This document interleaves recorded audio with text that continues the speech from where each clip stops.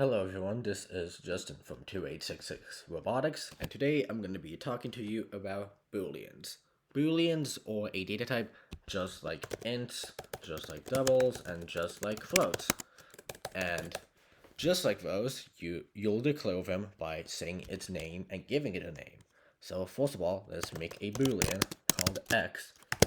And now you might be wondering, what does a Boolean have?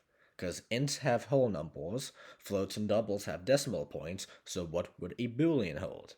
And I think it's best to think of a Boolean like a light switch. It's either on or off. You could flick it on or off. And with the case of a Boolean, it's either true or false. So let's say x equals true. Then we could check this since it's a primitive variable, like it's a int or a float. So we will just check it the same way. If x equals, and then let's say true, and then we could system.out line, x is true. And now it will print x is true.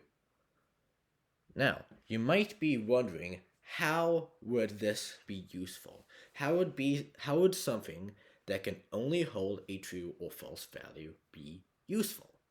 And you would be surprised how many situations you would use a Boolean.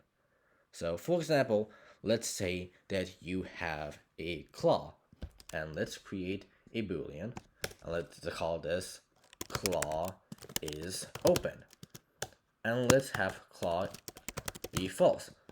So claw is open equals false. And then we could do if claw is open equals true. And then we could do system.out.println. Imagine there is code here.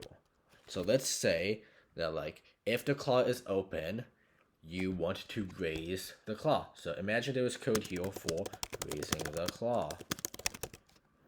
And then we could do else system.out.println claw will not go up, raise it, close it forced.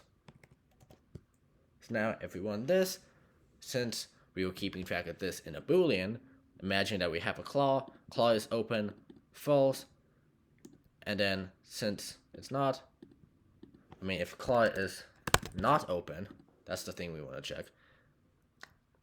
We want to check if the claw isn't open. So the claw isn't open, so then imagine that it raises the claw value. And what's really cool about Booleans is you don't even need the equals true.